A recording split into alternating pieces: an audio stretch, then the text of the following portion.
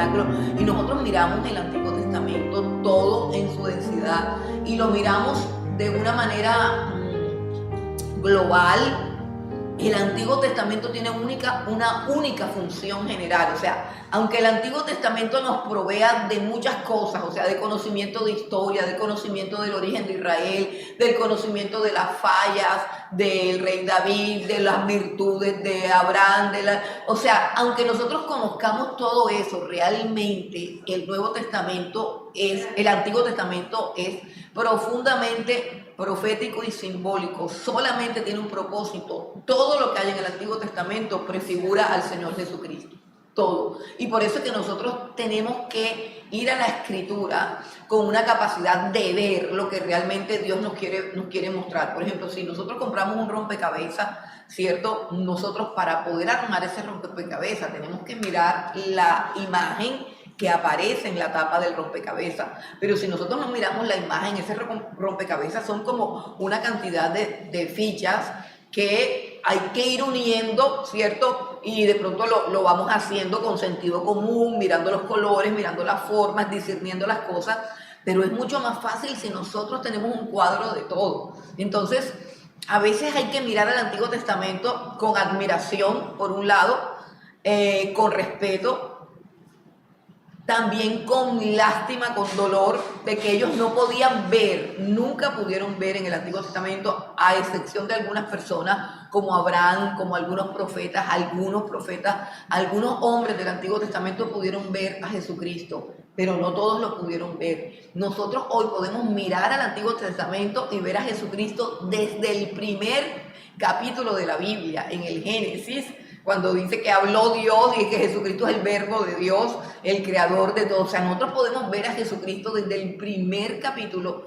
del Génesis hasta el último versículo del profeta Malaquías, que es donde termina el Antiguo Testamento. Y si nosotros lo miramos detenidamente, nos vamos a impresionar de toda la revelación que hay acerca del Señor Jesucristo. ¿Qué significa eso? Que el Señor Jesucristo es una persona tan vasta, con tantas perfecciones, con tantas cosas, que se necesita todo lo que hay en la Biblia, todas las épocas, todos los escritores, todos los profetas, todos los símbolos y todos los sucesos que hay ahí se requirieron para que nosotros tuviéramos un cuadro de la persona del Señor Jesucristo. Por eso hay que aprender a leer la Biblia. ¿Qué es lo que yo quiero ver en la Biblia? Porque la Biblia se presta para todo. Se presta para hacer negocios, se presta para sacarle plata a la gente, se presta para asustar a la gente, se presta para condenar a la gente, aunque fue escrita para salvar, pero se presta para todo. Pero finalmente, ¿cuál es el propósito último de las Escrituras? ¿Y qué es lo que tiene Dios en su mente cuando habla a estos judíos? Cuando muestra esas visiones que de pronto nos pueden parecer aburridas, como decía algún hermano, que es artera con ese Antiguo Testamento, que aburrimiento, y resulta que todo el Antiguo Testamento es el cuadro del anuncio del Señor Jesucristo. ¿Por qué están coronando a ese sacerdote? Ellos están diciendo, bueno, pero a este Señor, ¿por qué le vamos a...? Entonces estarían pensando, bueno, ¿será que Él también va a gobernar como rey? ¿Será que Él también va a hacer esto? Y es que Dios está tratando de mostrar a su Hijo Jesucristo en la persona del sumo sacerdote Josué. Josué mismo ni entiende por qué le están poniendo esas coronas. Quizás el pueblo tampoco entiende por qué le están poniendo todas esas coronas, y dice que no es una corona, sino muchas coronas que le están poniendo a un sacerdote que normalmente llevaba una mitra que lo identificaba como del orden sacerdotal, no como de la dinastía real. Entonces, ¿cómo se unen las dos cosas? En Cristo Jesús. Jesucristo es sacerdote y es rey. Todo eso para mostrar algo. Entonces, este templo que se está construyendo, los judíos están pensando solamente en la recuperación de su dignidad como pueblo, en la recuperación de su honra. Es decir, que el templo es un montón de ruinas y reconstruirlo significa restaurarlos a ellos como pueblo, como nación, frente a las demás naciones que los humillaron y los ultrajaron. Y entonces ellos piensan, sí, el templo es para nosotros. Y en esos términos piensan, ay, pero no está tan bonito como el anterior. Es la mentalidad del ser humano que no llega nunca a la mentalidad de Dios.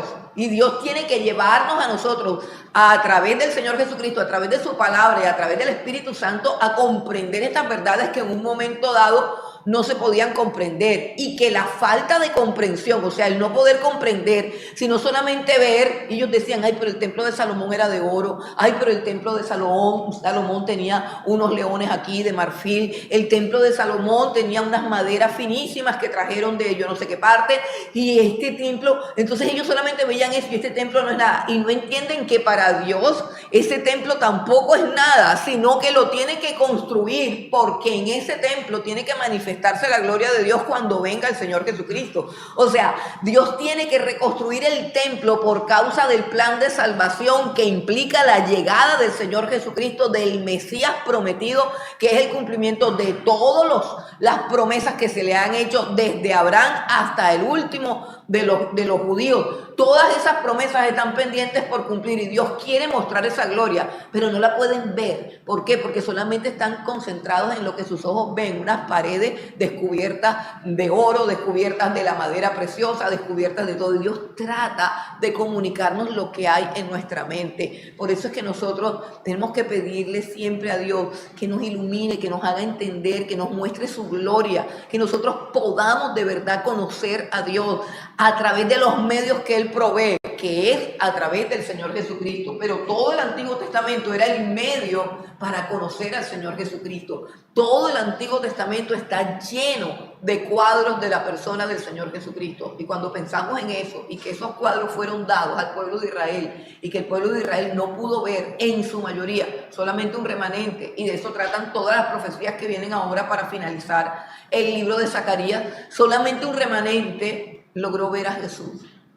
Con todo ese Antiguo Testamento tan vasto, tan amplio, tan lleno de simbologías, todo era simbólico, todo lo que sucedía, desde el nombramiento de un sacerdote, desde la corona que se le ponía a la cabeza, desde quién vivía, quién moría, todo tipificaba al Señor Jesucristo, y aún así no pudieron ver al Señor. Entonces, terminadas las profecías, viene la coronación simbólica de Josué, que repito, es un anuncio de un sacerdocio o de una persona que es el Mesías, que es Jesucristo, en la cual se condensan las dos funciones, la función real y la función sacerdotal. Eso es importante que lo entendamos para que nosotros nos relacionemos con el Señor Jesucristo de la manera correcta. Jesucristo es nuestro gran sumo sacerdote. Como sumo sacerdote ha ofrecido su ofrenda, su propia vida por nuestros pecados, o sea, ha pagado por nuestros pecados, es el Cordero sustituto. Como sumo sacerdote nuestro, intercede por nosotros al Padre. Como sumo sacerdote nuestro, carga con nuestros pecados. Sí, todo eso está supremamente bonito, pero también es rey. Y como rey va a ejecutar justicia en su pueblo y en los que no son su pueblo. Y ese es el otro rasgo del Señor Jesucristo.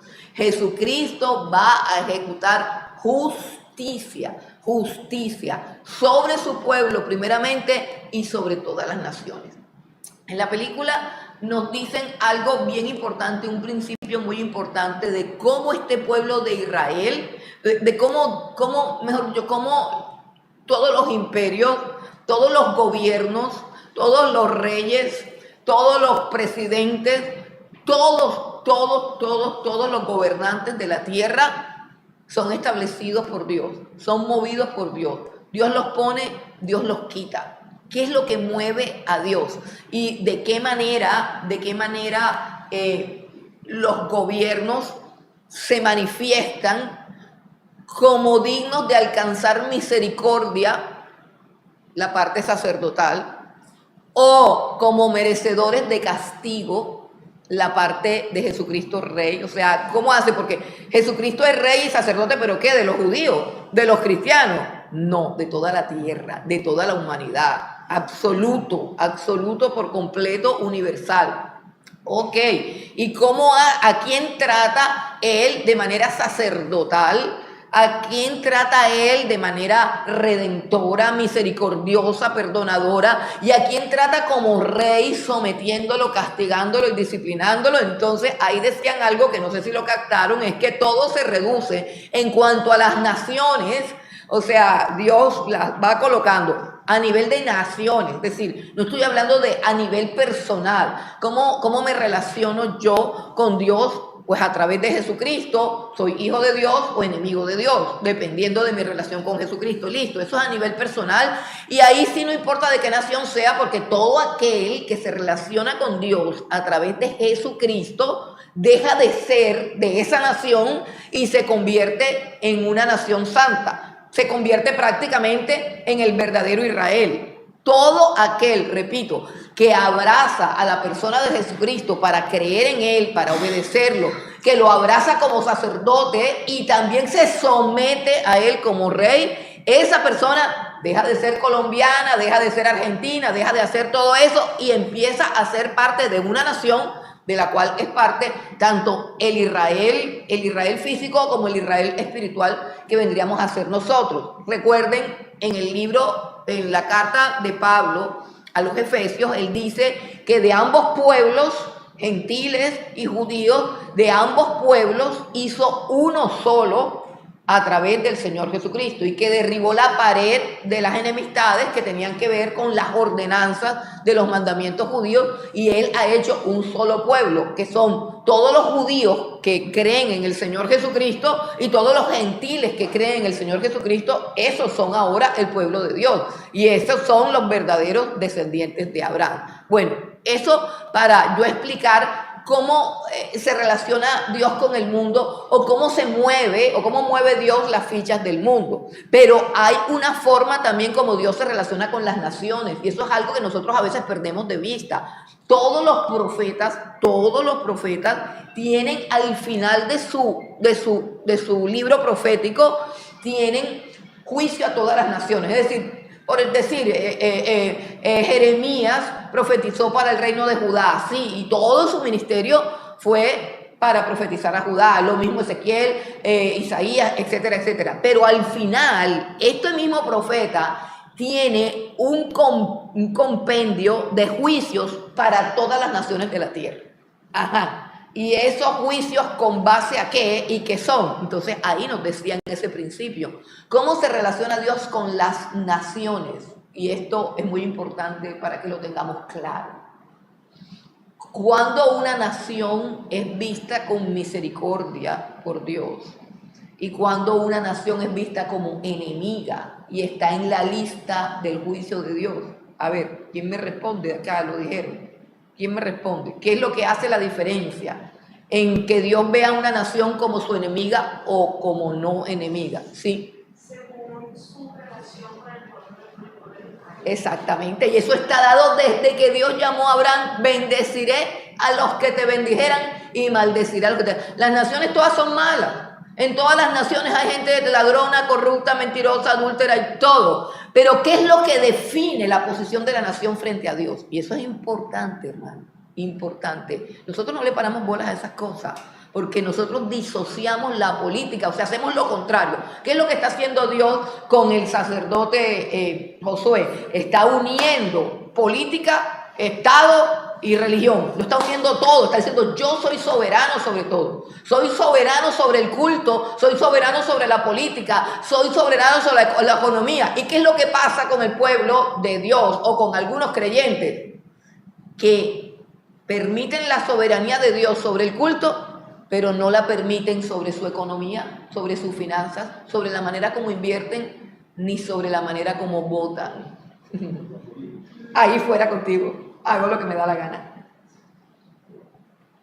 Gravísimo, gravísimo, falta de discernimiento. Lo que define la posición de un país frente a Dios es si amaron o no amaron a Israel. Así es sencillo. Y a lo demás, a Dios no le importa, a Dios no le importa. Claro, y será siempre. Israel será también una piedra de tropiezo para todas las naciones. Dice: ¿a quién no le gusta mi pueblo? Ah, no, que no sé qué, no, que fuera contigo, del otro bando. ¿A quién no sé qué? Juicio a las naciones. Juicio a las naciones. Y bendición a las naciones que apoyen a Israel. Eso es elemental, hermanos, y a la gente se le olvida. Por eso el día que nuestro gobierno les tiró el brazo a la comunidad del Estado palestino y le cerró las puertas a Israel, se puso en tela en la posición de juicio, se metió con Dios. se metió con Dios. Y es lo que hacen todos los gobiernos comunistas. Se meten con Israel y viene su ruina y viene su miseria. Sí. ¿Recuerda cuando Hugo Chávez decía que el socialismo? Sí, claro. Y de ahí le salió el cáncer. Del lugar donde maldijo es que maldijo a Cristo. Es que Israel existe para que fuese engendrado Cristo ahí, de ese pueblo. Yo maldigo a Israel, no importa lo locos que sean. Yo maldigo a Israel, estoy maldiciendo a Abraham y al Señor Jesucristo, que es la simiente de Abraham. Sí, hermano. El libro de los Hechos nos invita al libro es a gozarnos con el pueblo de Israel. Correcto. Unirnos al pueblo de Israel y gozarnos con él. Gozarnos. ¿Cómo así gozarnos? No? Bueno, unirnos a él en alabanza a Dios. Sí, o sea, de pronto no entiendo el concepto de unirnos en alabanza a Dios porque ellos en este momento no están dándole una alabanza a Dios porque solamente podemos alabar a Dios a través de Jesucristo. Pero nos unimos a Él en cuanto, como dice la Escritura, que ellos son el pueblo escogido de Dios y a través de ellos vino Cristo.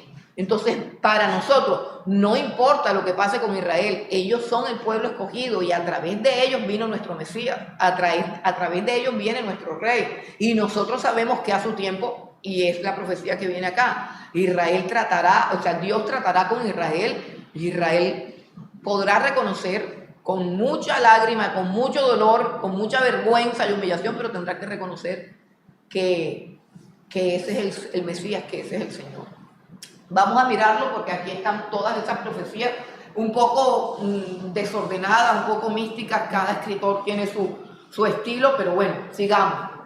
Vamos a mirar ahora, después de la coronación de Josué como sumo sacerdote que está anunciando eso, viene un segmento que tiene que ver con el ayuno y la justicia. Rápidamente les digo para no leerlo todo. Como se está estableciendo nuevamente el culto, como se está estableciendo nuevamente la liturgia, entonces unos sacerdotes mandaron a preguntar si se iba a hacer ayuno o no se iba a hacer ayuno. Y la respuesta de Dios a esa pregunta, o sea, cuando le preguntan por supuesto a Zacarías, que en ese momento es la persona que está hablando de parte de Dios, la respuesta de Dios es bien interesante. Porque dice, ¿dónde está? Se me olvidó dónde estaba, el capítulo 7. El capítulo 7, en el versículo, vamos al 8, al versículo 8. El versículo 5, tienes razón. Dice Dios, habla a todo el pueblo del país y a los sacerdotes diciendo, cuando ayunasteis y llorasteis en el 5º y en el 7º mes, estos 70 años, ¿habéis ayunado para mí? Y cuando coméis y bebéis, ¿no coméis y bebéis para vosotros mismos? Entonces es una pregunta interesante porque Dios no está ni condenando ni aprobando el ayuno, sino que Dios está mostrando que esos ayunos que ellos hacían, Dios los examinaba, pero no le agradaban, no los recibían. Mire qué interesante, ¿cierto? No sé cuántos de ustedes creen en el ayuno, ni cuántos de ustedes aquí practican la disciplina del ayuno, pero podemos ayunar de tal manera que Dios no reciba el ayuno. Entonces dice Dios, ustedes ayunaban, pero ¿acaso ayunaban para mí? Y luego habla del comer, y es una de las cosas que trata de hacer Dios para mostrar claramente que ayunar es bueno, pero que el hecho de que ayunar sea bueno no implica que comer sea malo. El problema del ayunar y el del comer es por qué lo hacemos y a quién le ofrecemos tanto el ayuno como la acción de gracias de la comida. Eso es lo que está diciendo Dios. O sea, Dios está sacando aquí un principio y la pregunta es, ¿qué tendría ese ayuno que a Dios no le gustaba? Y resulta que aquí en este capítulo encontramos la misma queja de la cual se quejó Dios en el capítulo 58 de Isaías. Y es que el ayuno no iba acompañado de actos de justicia, de actos de arrepentimiento. O sea, genuinamente hablando, el ayuno es un acto de humillación, de arrepentimiento, de quebrantamiento. Es un sacrificio de dejar la comida para decirle a Dios, te necesitamos oírte, verte, necesitamos de tu gracia, de tu favor. Queremos afligir nuestro cuerpo para que tú nos llenes el alma, nos llenes el espíritu y no siempre estar como alimentando la carne y estar desapercibido. ¿Y cuál es la queja de Dios con ese ayuno? La queja de Dios con ese ayuno es la misma que teníamos en el capítulo 58 de Isaías, donde también Dios se quejaba de la manera como ayunaban. Y dice el versículo 9, dice: así habló Jehová de los ejércitos diciendo: juzguen conforme a la verdad y hagan misericordia y piedad cada cual con su hermano. No opriman a la viuda, ni al huérfano, ni al extranjero, ni al pobre, y que ninguno piense mal en su corazón contra su hermano. Pero no quisieron escuchar, antes volvieron la espalda y taparon sus oídos para no oír, y pusieron su corazón como diamante para no oír la ley ni las palabras que Jehová de los ejércitos enviaba por su espíritu por medio de los profetas primeros, y vino por tanto gran enojo de Jehová de los ejércitos. ¿Qué está diciendo Dios? El problema del ayuno es que no ayunaban para mí.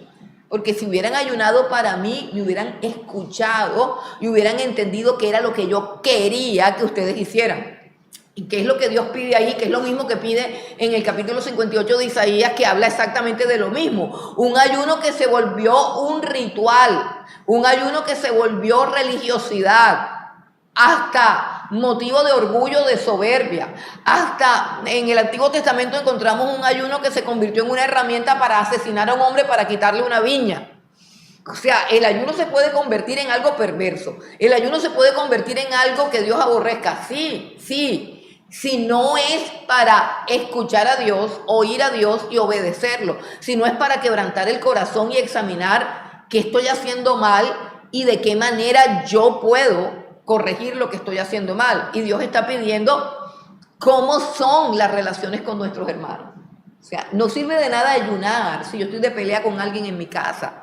Es lo que Dios está diciendo. O sea, volvemos al principio elemental de todas las cosas, de lo que Dios está clamando, está diciendo: yo quiero que ustedes vivan practicando la justicia, practicando la misericordia. Y para eso es necesario volvernos a nuestro hermano, al ser viviente que está al lado nuestro.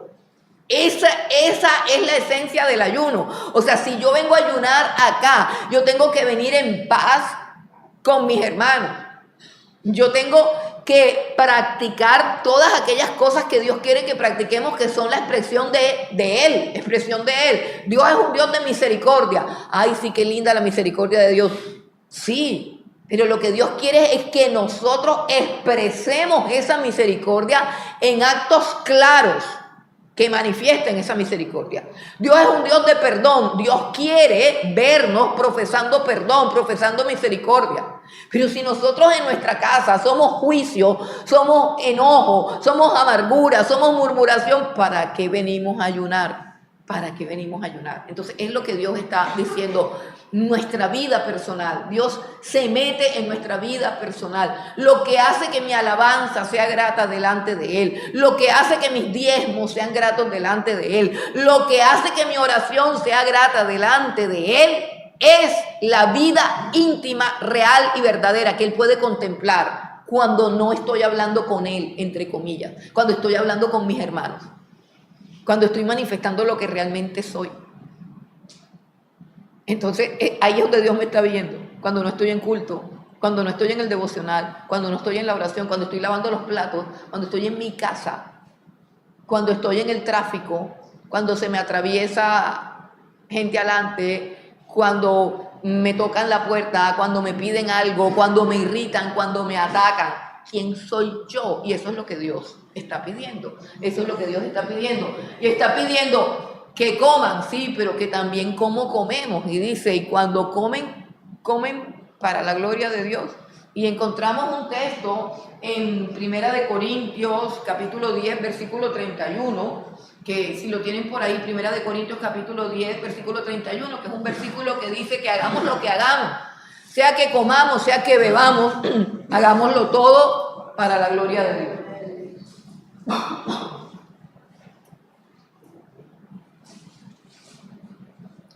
Ahora, la pregunta es, ¿ayunaremos? Sí, claro que ayunaremos. Claro que ayunaremos. Ahí, alguna vez empecé yo a estudiar acerca del ayuno.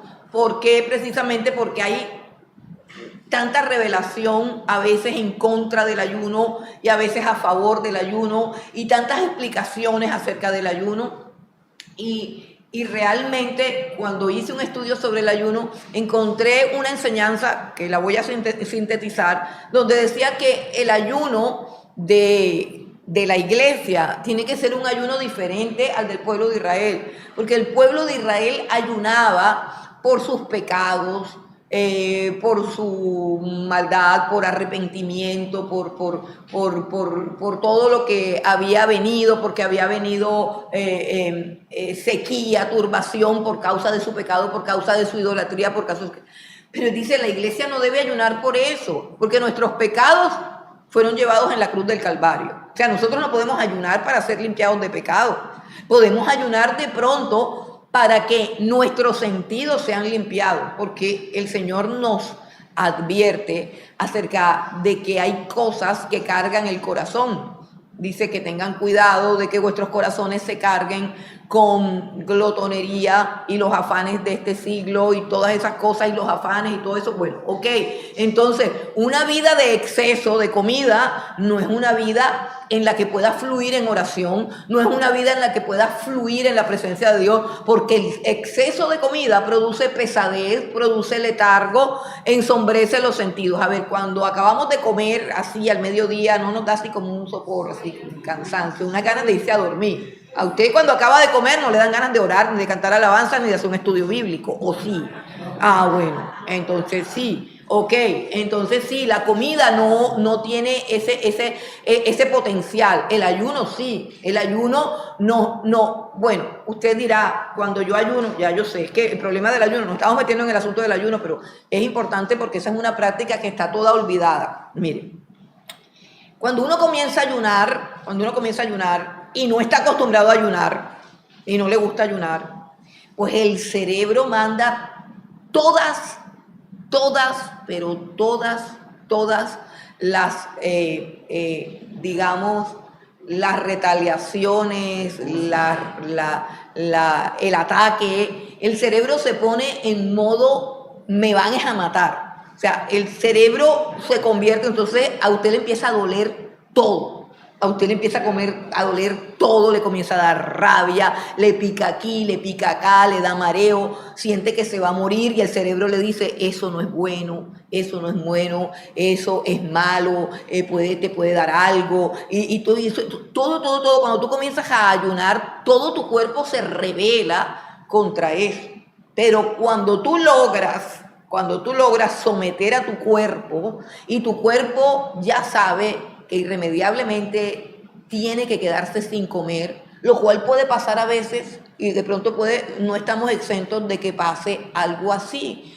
Por ejemplo, le ha pasado personas que han quedado por allá en un naufragio, personas que se han perdido en la selva, ¿cierto? Y esas personas no se han muerto a la media hora porque les dio un hambre terrible y se murieron. No. Regresan flacas, desnutridas, llenas de parásitos, comieron tierra, pero nadie se muere por no comer. Nadie se muere por no comer. Tienen que pasar muchos días para que la persona se muera por no comer. No comer da rabia, da dolor de cabeza, da ganas de salir corriendo, da ganas de ir meter la cabeza en la nevera, en fin, da una cantidad de cosas.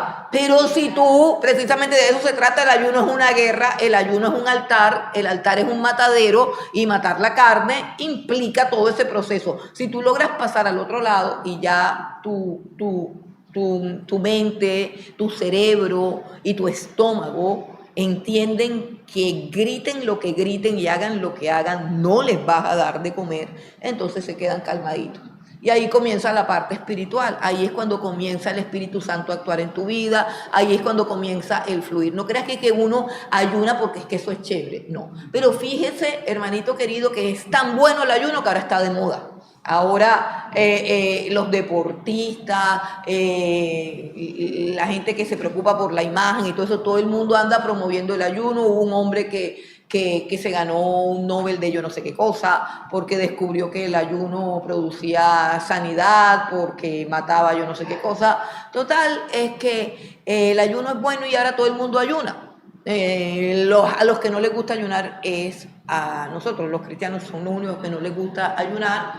Y es el único ayuno que sirve para algo, el ayuno de la iglesia, porque los demás no sirven sino para ponerse en forma, por ejemplo, para sanarse. Por ahí están diciendo que el cáncer se cura con 7 días de ayuno, porque el tumor se desaparece así junto con la grasa y todo. Yo no sé qué tan cierto será eso, pero en todo caso yo sí creo que puede desaparecer con 7 días de ayuno orando por sanidad. Sí creo que se pueda desaparecer un cáncer, porque de hecho eso ha pasado. Pero Dios lo que quiere es que hagamos lo que hagamos, lo hagamos para Él, para buscar su rostro, para buscar su presencia, que tiene que haber una disposición y una entrega sacrificial a Él, a su persona, una disposición a, Señor, ¿qué quieres que haga? No, Señor, esto es lo que yo quiero que tú hagas. Entonces, Dios habla del ayuno específicamente porque el ayuno era una parte esencial de la religión judía y lo debe ser también de nosotros. Luego en el capítulo 8 comienzan unas profecías que tienen que ver con la restauración de Israel. Y en esa restauración, nuevamente Dios retoma el asunto de que Él se enojó con Israel, pero que las naciones aprovecharon para mostrar su ira, para pasarse de violencia, y que al pasarse de violencia ahora tienen que ser castigadas. En el capítulo 8 encontramos una profecía donde Dios muestra que Israel volverá a ser una nación alegre, volverá a ser una nación próspera. Es una profecía muy linda porque dice que habrá ancianos, que habrá ancianos en Israel. ¿Qué significa? Que habrá tiempo para envejecer, por así decirlo, que habrá familias, ¿cierto? Que habrá familias que cuiden a los ancianos, que habrán abuelos, que habrán nietos, que habrán hijos, ¿cierto? Dice también que habrá niños jugando en las calles.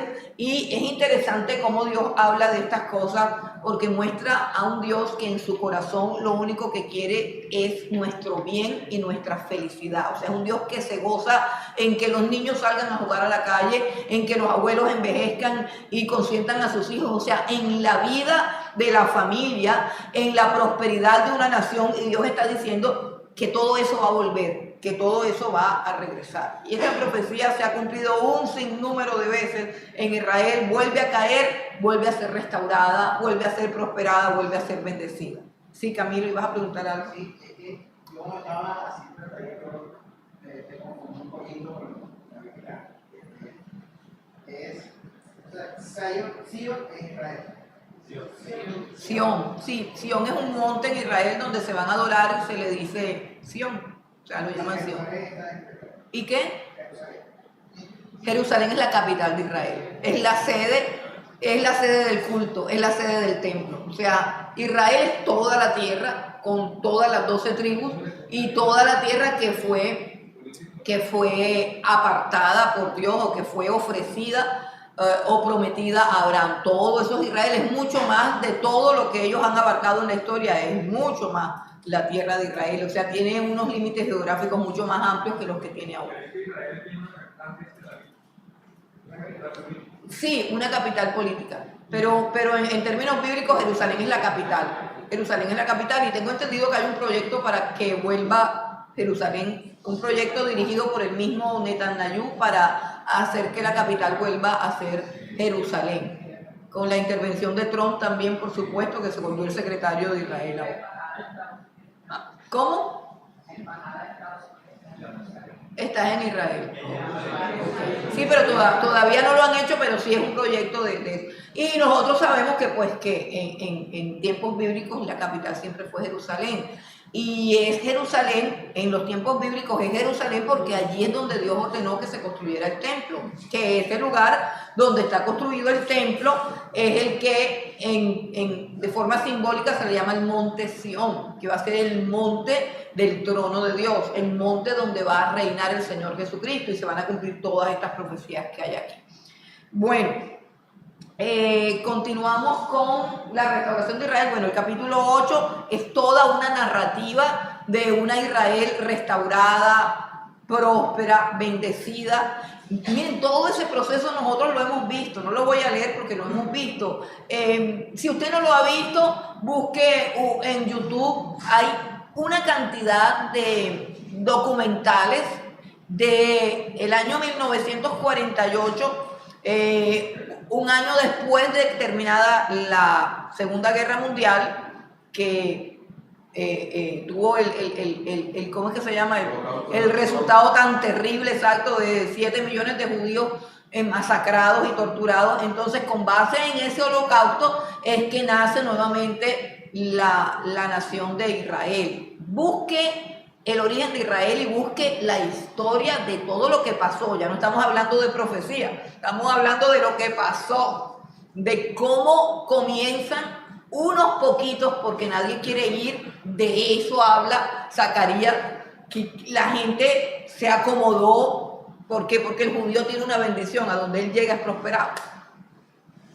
El judío llega y él siempre va a montar un negocio y siempre va a terminar en los círculos más altos de la política del país. O sea, a donde él llega se convierte en un hombre próspero. Entonces, ¿qué pasa? Que se establece, crea fábricas, produce empresas, ocupa cargos políticos y se establecen donde sea y ahí prosperan y son felices. Sacar a esa gente, hermano, sacar a esa gente de las posiciones que tenían era muy difícil. Se necesitaba el holocausto, o sea, se necesitaba que ellos estuvieran humillados, quebrantados, arruinados, para que ellos pudieran decir, volvamos otra vez a Israel. Y aún así, unos poquitos fueron. Hay una cantidad de libros, hermanos, en la historia de Israel, del Israel que tenemos ahora, que ha resurgido, es la prueba más fehaciente de que toda la Biblia es cierta, de que Dios es real. Es impresionante, hermano. Llegaron unos cuantos. Es más, la zona donde está Israel eran unos pantanos que que producían enfermedades infecciosas. No me acuerdo qué enfermedad era. Yo no sé si era malaria, fiebre amarilla o qué, pero nadie quería meterse ahí. Y el proceso de cómo Israel deja de ser un pantano séptico a convertirse en la nación próspera, pujante, agrícola, en la economía, en la tecnología, o sea, es impresionante.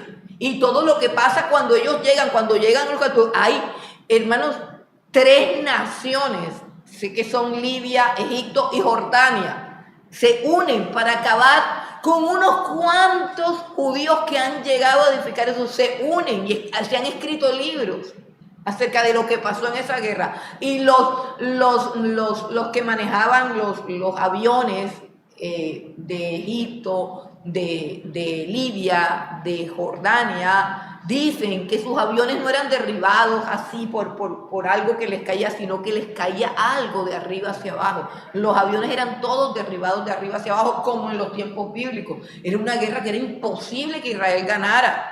Era una guerra donde ellos dijeron, salimos y los acabamos enseguida, y no pudieron. Y el resultado de esa guerra, que hay que leerla y estudiarla, porque es una locura total, el resultado de una guerra de 3 naciones establecidas ahí, contra no sé cuántos judíos son, pero son tan poquitos que están censados. Dice, ¿cómo le ganó un grupo de judíos que acababan de llegar a 3 naciones armadas?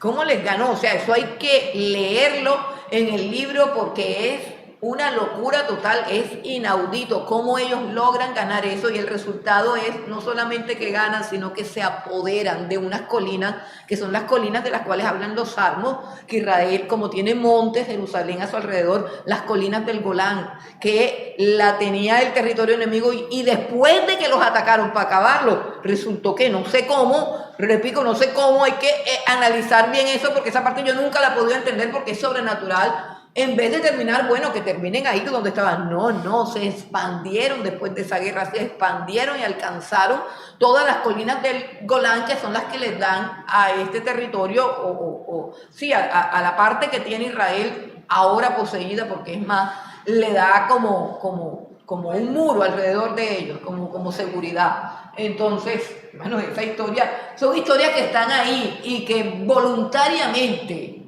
el mundo las ignora. Voluntariamente el mundo las ignora. ¿Por qué no se sientan y se preguntan por qué Israel está ahí? Si se sentaran y hicieran esa reflexión, mire, nadie se metiera con Israel, todo el mundo dijera, no. Pero hay gente que sí hace esa reflexión y dice, metámonos con otra persona, pero no nos metamos con esta gente.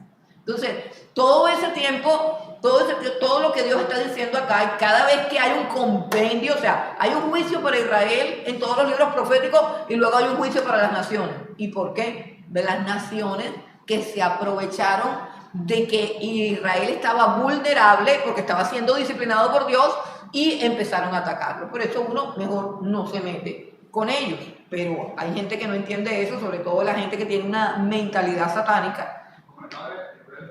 ¿Cómo? Sí,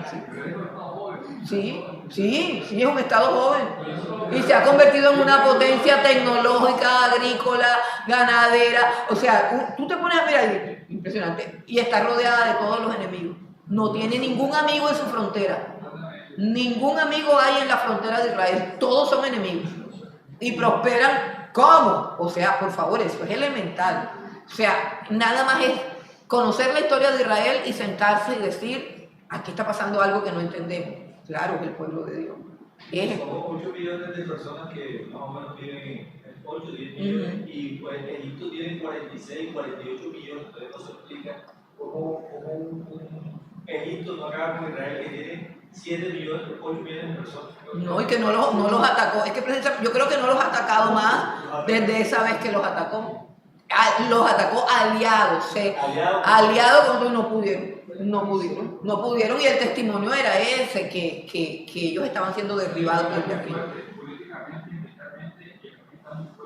Sí. ¿Quién tiene por lo menos esa cúpula popular? O sea, ¿quién se la inventó? ¿De dónde sale esa tecnología? O sea, y usted le pregunta a todos los generales del ejército y a los coroneles y dice, eso no lo dio Dios. Ellos dicen que Dios les dio la sabiduría para hacer esa cúpula. Ellos mismos lo dicen. Entonces, bueno, es un asunto que es muy claro y que bueno, nos debe llenar, como dice el hermano, nos debe llenar de gozo, de alegría, porque es una evidencia de la existencia de Dios y una garantía del cumplimiento de sus promesas. Israel está ahí como un símbolo de la fidelidad de Dios. No solo para Israel, sino para nosotros como iglesia y para todos los que en el mundo esperan en esa salvación. Bueno, continuamos porque tenemos que salir ahora, tenemos que terminar con Zacarías hoy. A partir del capítulo 9 hay un grupo de profecías que ya no tienen fecha. Recuerden que todas las profecías tenían fecha. En el segundo, tercero y cuarto año del rey Darío se dieron todas estas profecías, pero ahora aparece este compendio que no tiene fechas y precisamente no tiene fechas y vemos que el cumplimiento de todas estas profecías son ya para los tiempos finales. Por ejemplo, en el capítulo 9 nos muestran la última batalla contra Israel, que será cuando todas las naciones se alíen contra Israel y intenten atacarla, que es la batalla que se conoce como la batalla del Armagedón, y que esa batalla termina específicamente con la intervención visible del Señor Jesucristo y toda su iglesia sobre la tierra de Israel para destruir al anticristo y todo lo demás. Bueno, vamos a leer en el versículo 9, capítulo 9, y leemos del versículo 9 al 11, del 9 al 11.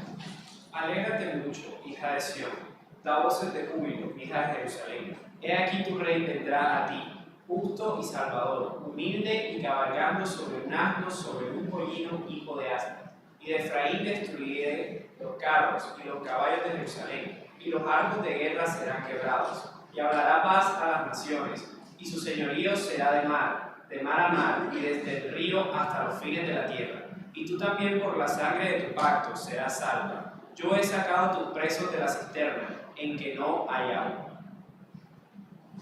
Ok, si nosotros leemos todo el capítulo hasta el versículo 14, hay una mezcla de la primera venida de Cristo y de la segunda venida de Cristo. Por ejemplo, los primeros versículos, el 9, el 10, el 9, perdón, tiene que ver con la venida del Señor Jesucristo en su mansedumbre, en su humillación para perdonar pecados. Listo.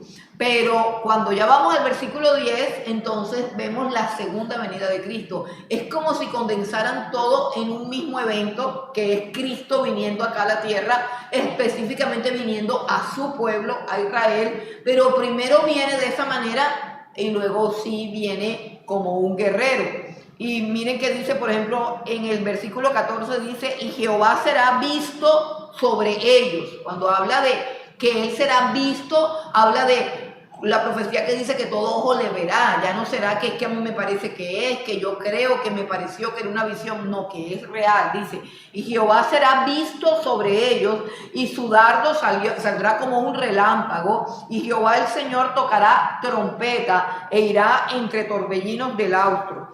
Jehová de los ejércitos los amparará, y ellos devorarán y hollarán las piedras de la honda, y beberán y harán estrépito como tomados de vino, y se llenarán como tazón o como cuernos de altar. Comienza con una visión de la primera venida del Señor Jesucristo y termina con una visión de la segunda venida impetuosa, ya cuando Él viene en son de guerra a destruir a todos los ejércitos de todas las naciones que se han aliado para destruir a Israel. Bueno, en el capítulo 10 encontramos el anuncio de la salvación. Capítulo 10. Vamos a leer capítulo 10 del 1 al 5. Pedid a Jehová lluvia en la estación tardía. Jehová hará relámpagos y os dará lluvia abundante y hierba verde en el campo a cada uno. Porque los terafines han dado vanos oráculos, y los adivinos han visto mentira. Han hablado sueños vanos, y vano es su consuelo. Por lo cual el pueblo vaga como ovejas, y sufre porque no tiene pastor. Contra los pastores se ha encendido mi enojo, y castigaré a los jefes. Pero Jehová de los ejércitos visitará su rebaño, la casa de Judá, y los pondrá como su caballo de honor en la guerra. De él saldrá la piedra angular, de él la clavija, de él el arco de guerra, de él también todo apremiador. Y serán como valientes que en la batalla huellan al enemigo en el lodo de las calles, y pelearán porque Jehová estará con ellos, y los que cabalgan en caballos serán avergonzados. Ok. Eso de que serán como valientes y todo eso se refiere al remanente, que de pronto ahí no se ve claro, pero se refiere al remanente de Israel.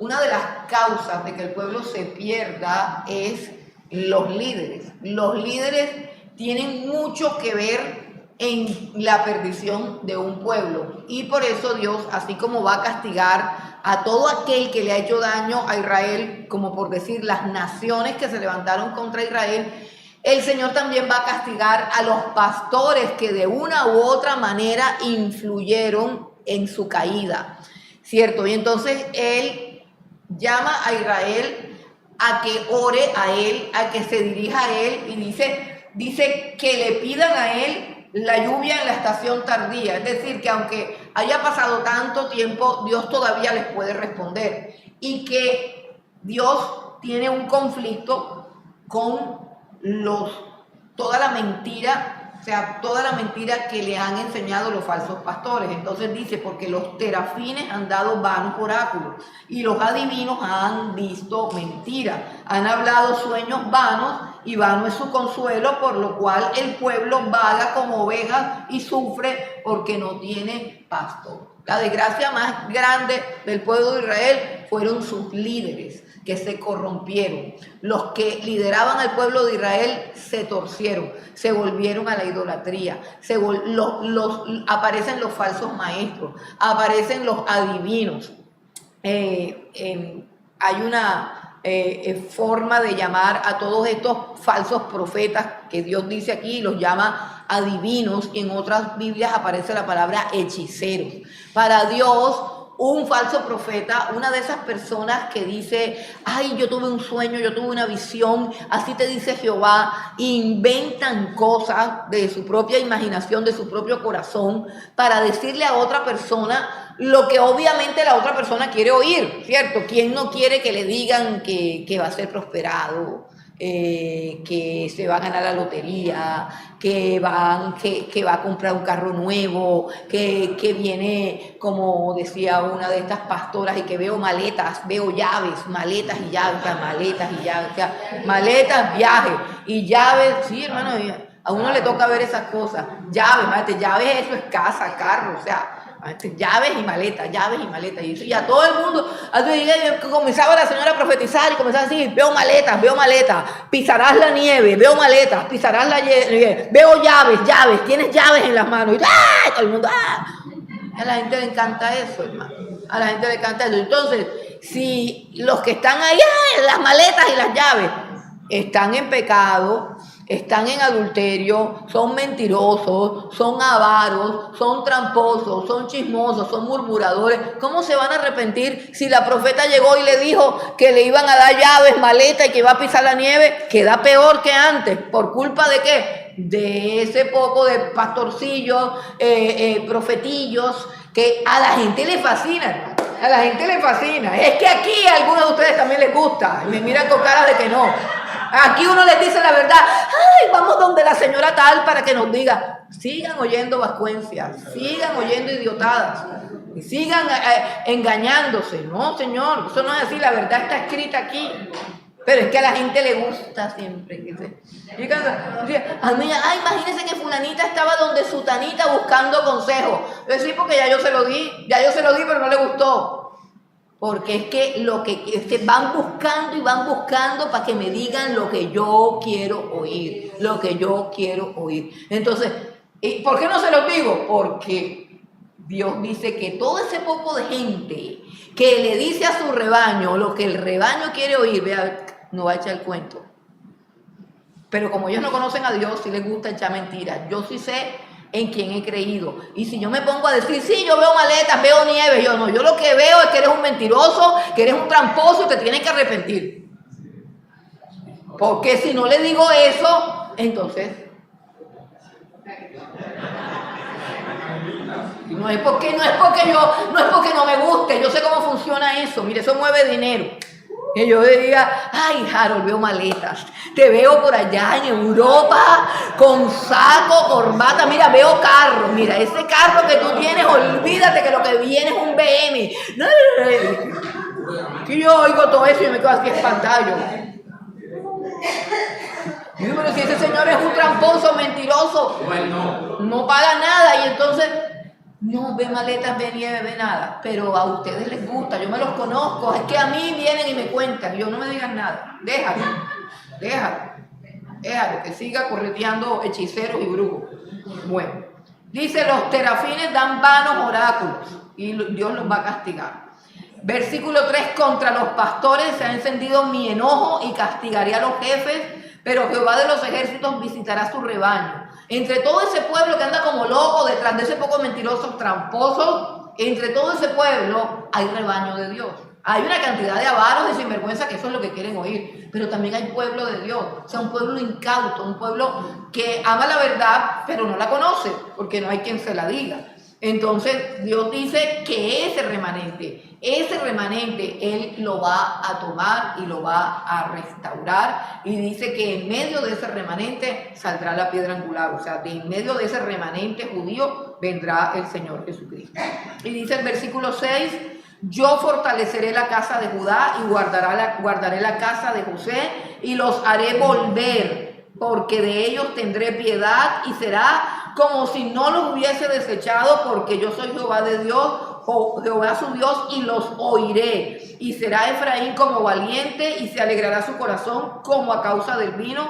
Sus hijos también verán y se alegrarán, su corazón se gozará. Yo los llamaré con un silbido y los reuniré, porque los he redimido y serán multiplicados tanto como fueron antes. Hermanos, ya gran parte de esto ya se cumplió. Es increíble. Dice, Bien que los esparciré entre los pueblos, aún en lejanos países se acordarán de mí y vivirán con sus hijos. Todo eso ya pasó. Yo los traeré de la tierra de Egipto, etcétera, etcétera. Bueno, continúa en el capítulo 11 el juicio para los pastores inútiles. Capítulo 11, versículo 4, dice: así ha dicho Jehová mi Dios, apacienta las ovejas de la matanza, a las cuales matan sus compradores y no se tienen por culpables. Y el que las vende dice: bendito sea Jehová, porque he enriquecido, ni sus pastores tienen piedad de ellas. Por tanto, no tendré ya más piedad de los moradores de la tierra, dice Jehová, porque aquí yo entregaré los hombres, cada cual en mano de su compañero y en mano de su rey, y asolará la tierra, y yo no los libraré. Ese es un asunto tan viejo, el asunto de las ovejas de la matanza. ¿A quiénes llama el Señor las ovejas de la matanza?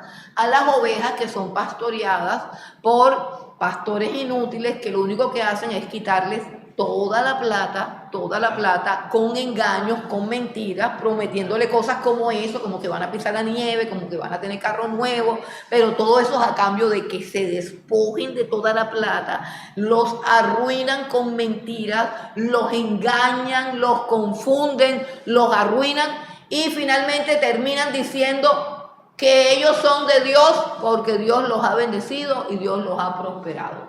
Eso está pasando. Eso está pasando. Esa es la historia de miles y miles de pastores que se han enriquecido mintiéndole al pueblo. Ministerios grandes y poderosos que tienen canal de televisión, que salen en todos los canales de YouTube, que a muchos de ustedes les encantan, pero todos ellos se han enriquecido a costa de la mentira. Y la ira de Dios está sobre todos ellos y sobre todos los tontos que les encanta oír sus bobadas y que están dispuestos a pagar para oír semejantes bobadas. Que la gente lo hace, pero ya finalmente cuando ya se dan cuenta que ya le han quitado hasta el último peso, entonces, ay, sí, verdad que sí. Pero también el pueblo se tiene que arrepentir de todas esas cosas, porque eso también está mal. Ellos, el pueblo, también es el que mantiene a esos falsos maestros, a esos falsos pastores, a esos falsos profetas. Versículo 7 dice: apacenté pues las ovejas de la matanza, o sea, las ovejas que todo el mundo desechó, esto es, a los pobres del rebaño. Y tomé para mí 2 callados, al uno le puse por nombre gracia y al otro ataduras, y apacenté las ovejas. Y destruí a 3 pastores en un mes, pues mi alma se impacientó contra ellos, y también el alma de ellos me aborreció a mí. Y dije: no os apacentaré. La que muriere, que muere, y la que se perdiere, que se pierda, y las que quedaren, que cada una coma la carne de su compañero. Luego tomé mi callado, gracia, y lo quebré para romper mi pacto que concerté con todos los pueblos.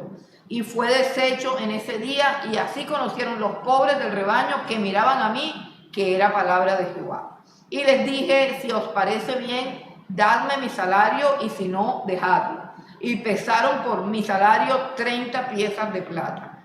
Y me dijo Jehová: échalo al tesoro, hermoso precio con que me han apreciado. Y tomé las 30 piezas de plata y las eché en la casa de Jehová al tesoro. Aquí está pasando algo interesante con Zacarías, porque Zacarías se está convirtiendo también en un tipo del Señor Jesucristo, porque él encontró que habían pastores falsos. Él fue alguien que restauró el liderazgo espiritual, eliminó a unos pastores falsos, eliminó a unos líderes falsos, pero dice que también a él, o sea, que también se aburrieron de Zacarías. O sea, que al principio aceptaron el liderazgo, pero también se aburrieron de Zacarías. Ustedes conocen una profecía, no, una acusación que hace el Señor Jesucristo sobre la generación de Israel, que dice que toda la sangre que han derramado de los profetas, desde la sangre de Abel hasta la sangre de Zacarías,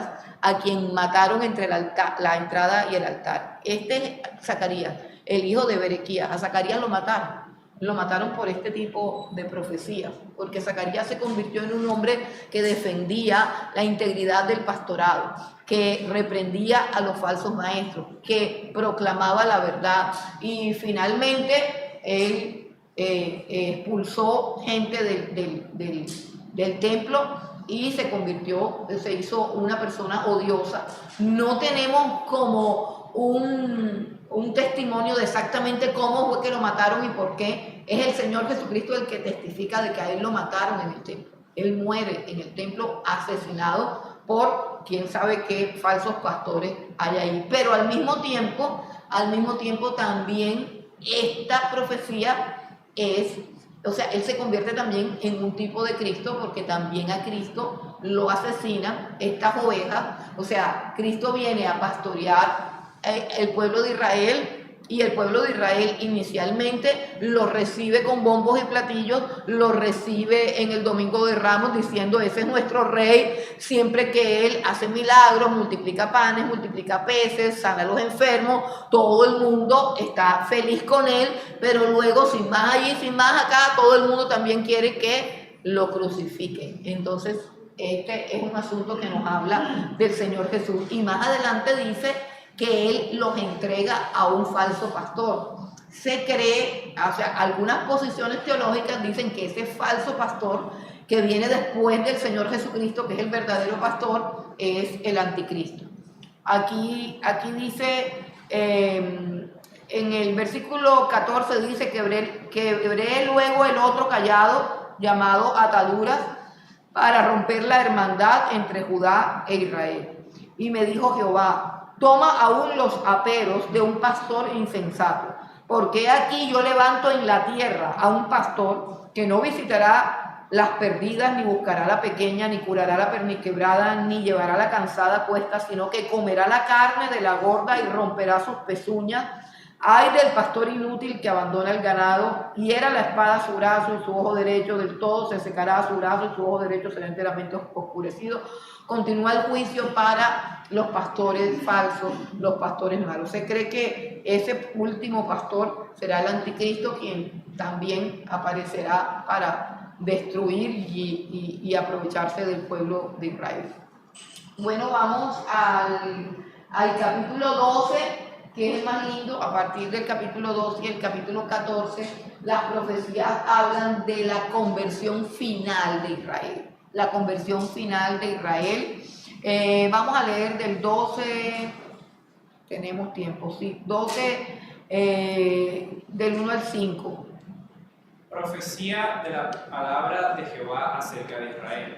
Jehová que extiende los cielos y funda la tierra y forma el espíritu del hombre dentro de él, ha dicho: He aquí yo pongo a Jerusalén por copa que hará temblar a todos los pueblos de alrededor contra Judá, en el sitio contra Jerusalén. Y en aquel día yo pondré a Jerusalén por piedra pesada a todos los pueblos. Todos los que se la cargaren serán despedazados, bien que todas las naciones de la tierra se juntarán contra ella. En aquel día, dice Jehová, heriré con pánico a todo caballo y con locura al jinete. Mas sobre la casa de Judá abriré mis ojos, y a todo caballo de los pueblos heriré con ceguera. Y los capitanes de Judá dirán en su corazón: tienen fuerza los habitantes de Jerusalén en Jehová de los ejércitos, su Dios. Ok, bueno, todo eso tiene que ver con la guerra final entre todas las naciones e Israel. Pero sigamos leyendo el versículo 9 en adelante hasta el 10. El versículo 9 hasta el final. Vamos a leer que esa es la parte más bonita de la profecía, que habla de la conversión de Israel y cómo será esa conversión. Y en aquel día yo procuraré destruir a todas las naciones que vinieren contra Jerusalén, y derramaré sobre la casa de David y sobre los moradores de Jerusalén espíritu de gracia y de oración, y mirarán a mí, a quien traspasar, y llorarán como se llora por hijo unigénito, afligiéndose por él como quien se aflige por el primogénito. En aquel día habrá gran llanto en Jerusalén, como el llanto de Adrimón en el valle de Megiddo, y la tierra lamentará cada linaje aparte, los descendientes de la casa de David por sí y sus mujeres por sí, los descendientes de la casa de Natán por sí y sus mujeres por sí, los descendientes de la casa de Leví por sí y sus mujeres por sí, los descendientes de Simeí por sí y sus mujeres por sí. Todos los otros linajes, cada uno por sí y sus mujeres por sí. Ok, esta es la conversión de Israel y es supremamente hermoso lo que hay aquí porque hay una profecía clara al Señor Jesucristo.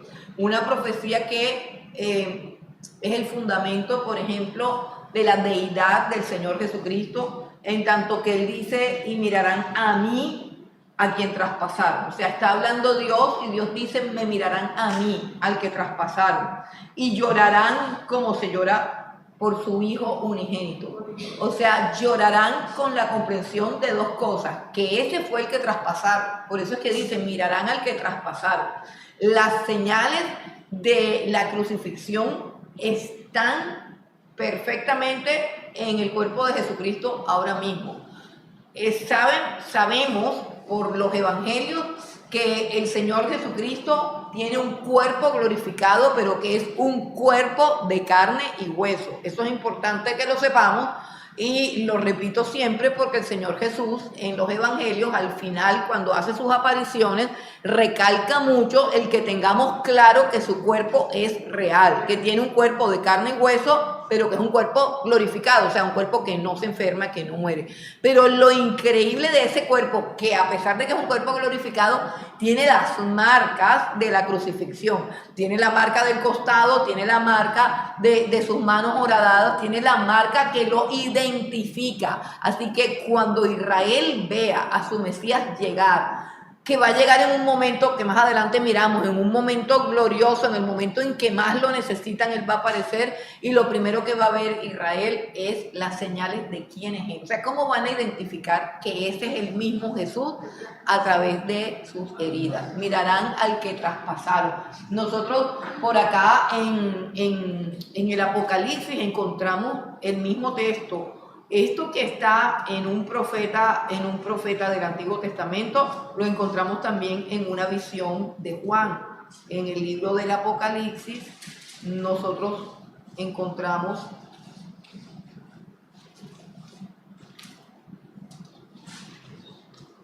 en el versículo 7 del primer capítulo del Apocalipsis, dice, he aquí que viene con las nubes y todo ojo le verá, y los que lo traspasaron y todos los linajes de la tierra harán ¿qué?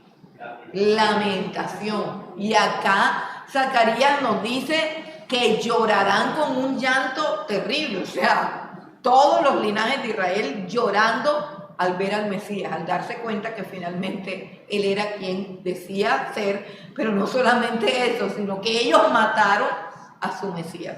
Eso está simbolizado en una de las fiestas judías, ellos no lo saben, pero una de las fiestas judías que se llama la fiesta de la expiación, en donde en esa fiesta los judíos tienen que afligirse y tienen que llorar. Eso está tipificado y se va a cumplir realmente cuando pase esto, cuando ellos vean al Señor Jesucristo aparecer.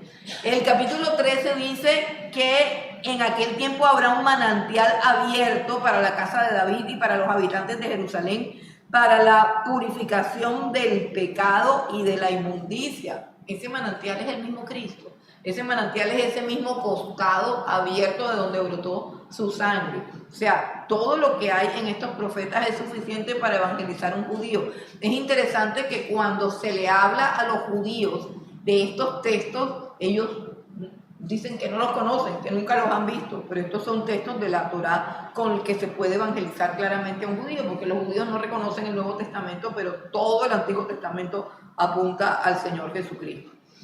Bueno, a partir del versículo 2 nuevamente retoma el asunto de que va a quitar todo lo que a él le desagrada, la idolatría, las imágenes, las mentiras, los falsos maestros, todo eso, los falsos profetas, todo eso lo va a quitar. Restauración completa. O sea, está hablando, el tema de Zacarías es la restauración del templo, pero sabemos que en ese templo no hubo una restauración completa, sino cuando venga el Señor Jesucristo.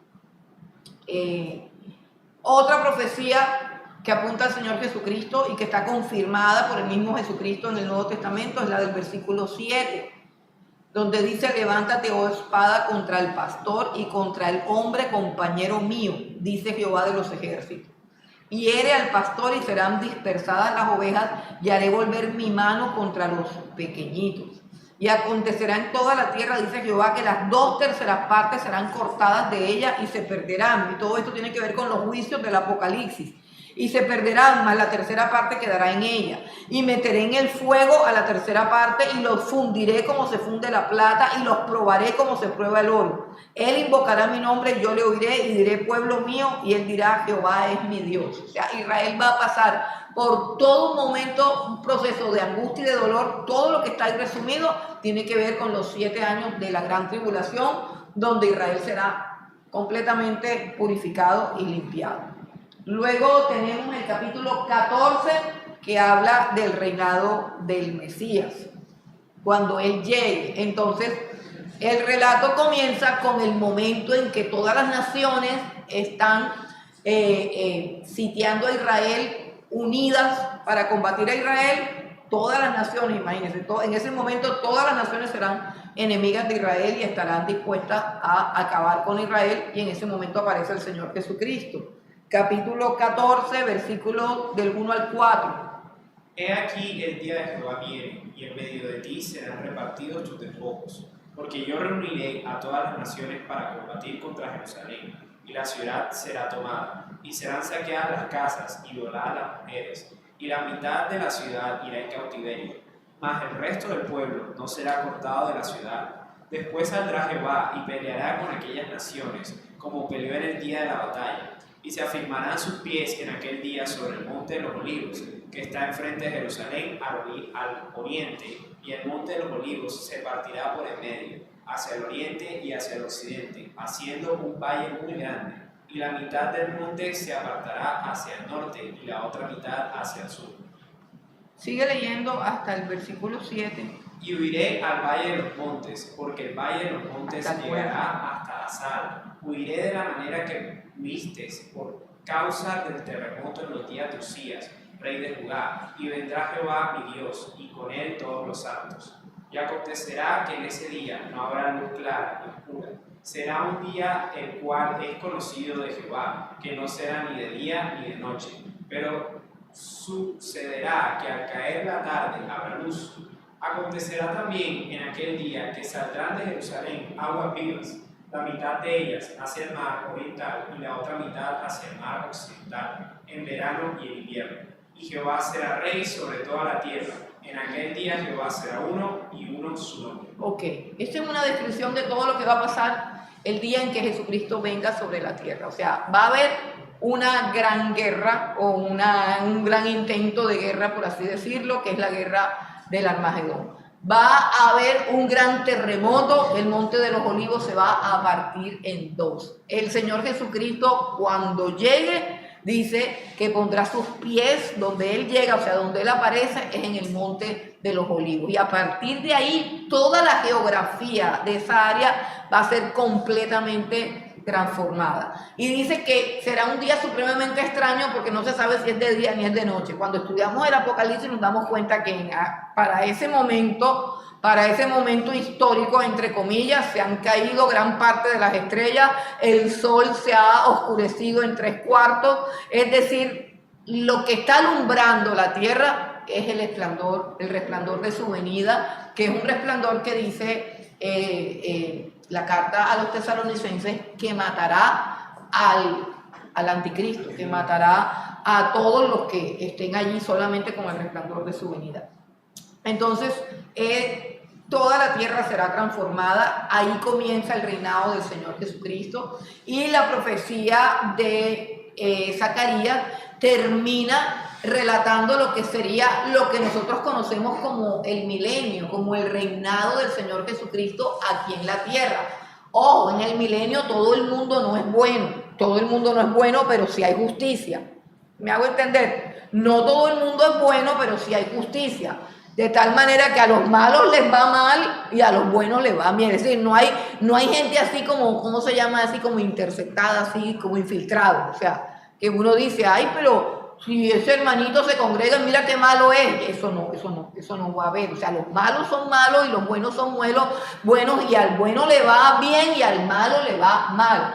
Y el centro de la vida de la tierra, el centro será ir a adorar a Dios. O sea, la gente que quede por fuera, digámoslo así, que no son los redimidos, que no son el pueblo de Dios, que no es iglesia como tal, la gente que quede afuera también irá a adorar a Dios, porque ese será como el culto.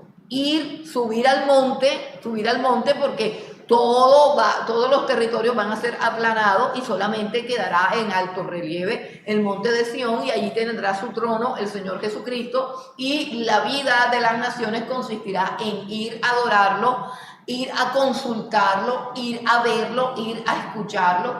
Y hay algo bien importante que nos dicen de una de las fiestas judías. Vamos a leer desde al final, desde el versículo 16 del capítulo 14, ya para terminar. Leamos desde el 16 hasta el 19. Y todos los que sobrevivieren de las naciones que vinieron contra Jerusalén subirán de año en año para adorar al Rey, a Jehová de los ejércitos, y a celebrar la fiesta de los tabernáculos. Y acontecerá que los de las familias de la tierra que no subieron a Jerusalén para adorar al Rey, Jehová de los ejércitos, no vendrá sobre ellos lluvia.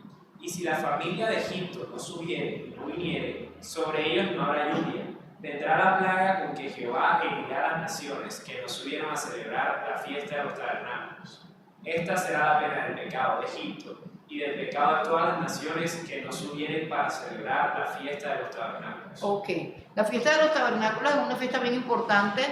No sé si recuerdan, es una fiesta de 7 días en la que los judíos, Dios ordenó que ellos hicieran como unos tabernáculos, unas chozas, que recogieran ramas y cosas así. Entonces ellos hacían como sus chocitas, y durante 7 días vivían en esas chocitas y celebraban con alegría, celebraban que Dios los había sostenido 40 años en el desierto y que los había hecho morar en tiendas en el desierto. La fiesta duraba 7 días y terminaba, el último día de la fiesta, terminaba con que se reunían todos en el templo y derramaban una garrafa de agua como de libación de adoración a Dios.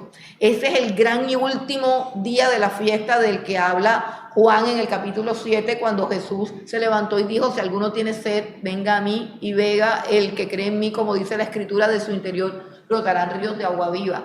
La fiesta de los tabernáculos, y de hecho todas las fiestas del pueblo judío, también son un cuadro del Señor Jesucristo. Ese es un estudio que también se puede hacer para encontrar una cantidad de virtudes y una cantidad de cosas que hablan acerca del Señor Jesucristo. De hecho, sí, Paola.